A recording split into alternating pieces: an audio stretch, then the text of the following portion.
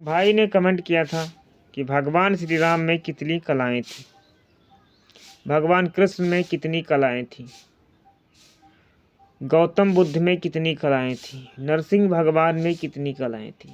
तो आपने कमेंट किया था कि भगवान कृष्ण में कितनी कलाएं थी। मैं आपको समस्त देवताओं के विषय में आपको बताऊंगा। तो भगवान शंकर सब देवताओं में महान माने जाते हैं। व्यक्ति अपने कर्म से ही महान होता है। यदि पैसा और सत्ता से पूजा होती तो रावण की भी पूजा होती।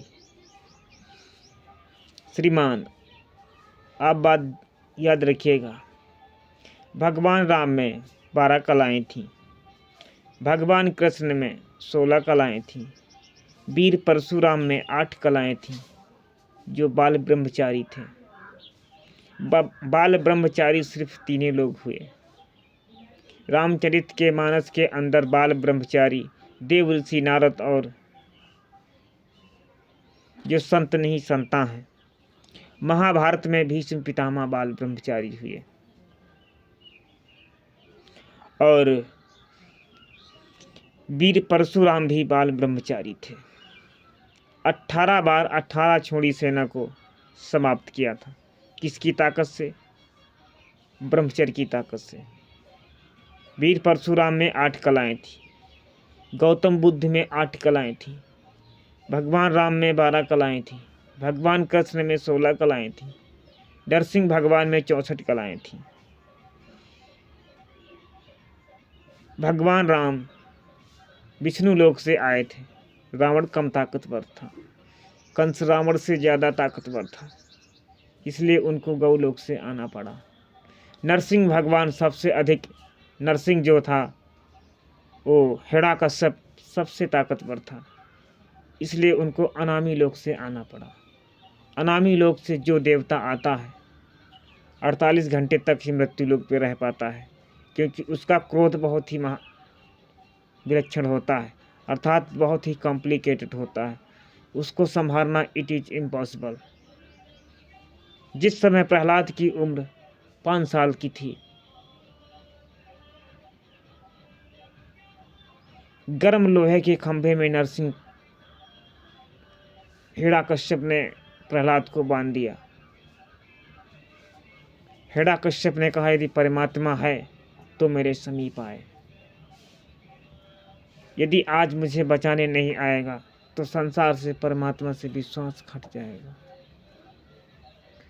नरसिंह बसे प्रतिखंभन में, काढ़ो वालो प्रहलाद कहाँ। झान मृदंग अनेक बजे, पर तानसेन सीतान कहाँ। रामायण सतकोट लिखे, पर तुलसी सा मर्याद कहाँ। नरसिंह भगवान आए,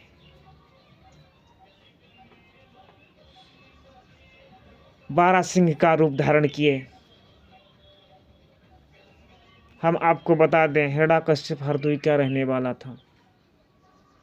आप भी चले जाइएगा बिलग्राम में, वहाँ उसका आज भी किला बना हुआ है। मैंने अपने आंखों से देखा है। वो हरदोई का रहने वाला था, इसलिए हरदोई के लोग आज भी राम नहीं कहते, हरदोई कहते हैं। लिखा जाता है हरदोई। हरदोई के लोग हरदी नहीं कहते, हद्दी कहते हैं। जिस चीज़ मेरा आता है वो चीज़ पूरा वर्ड नहीं बोलते, यह हरदोई की खास बात होती है। इसलिए प्रहलाद को जलती आग में डाला गया, हाथी से पैरों के तले कुचल दिया गया, लेकिन ऐसा नहीं हुआ। हिरण्यकश्यप का वरदान था कि ना तो दिन में मरेगा, ना ही तो रात में मरेगा। तो मरेगा कहाँ? ना अंबर में मर सकता है, ना ही तो जमीन पे मर सकता है। हिरण्यकश्यप के पीछे जिस समय नरसिंह भगवान पड़े तो नरसिंह भगवान दौड़ाते रहे और हिरण्यकश्यप बाराबंकी आया। बाराबंकी घूमते घूमते घूमते घूमते तब जाके हरदोई पे पहुंचा। तब तक शाम हो गई और संध्या बेला में ना तो दिन होता और ना ही तो रात होता। बीचों बीच दरवाजे पे रख करके अपने जंघों पे नाखूनों से फाड़ दिया। बोलो जय श्री राधे। हिरण्यकश्यप मर गया। नरसिंह भगवान का क्रोध बढ़ता जा रहा है, क्रोध बढ़ता जा रहा है, धरती हिलने लगी। आप जरा सोच के देखिए, आप किसी से मिलने जाओ, वो आपको इग्नोर कर दे तो आपको गुस्सा नहीं लगेगी? नरसिंह भगवान को गुस्सा आया कि मैंने प्रहलाद के प्राणों की रक्षा की, ये मुझसे मुंह तक फेर रहा है, बोला भी नहीं। नरसिंह भगवान, हिरण्यकश्यप मर गया, प्रहलाद सोचने लगा इतनी देर में आए, वाह भाई वाह, हम तो मर ही जाते यदि आप नहीं आते।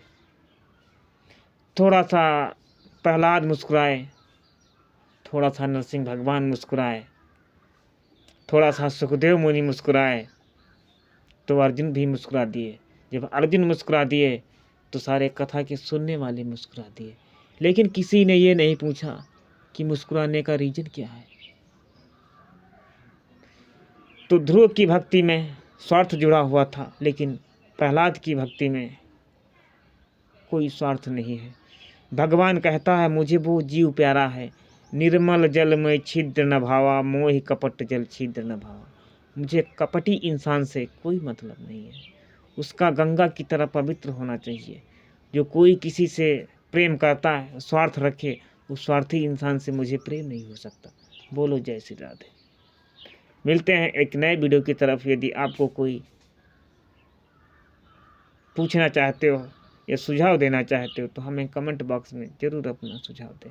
मेरा वीडियो अच्छा लगा हो तो लाइक और शेयर, और चैनल पर नए हैं तो बेल आइकन को दबा करके प्रेस करिएगा, और अगला वीडियो आपको तत्काल मिल जाएगा। जय श्री राधे।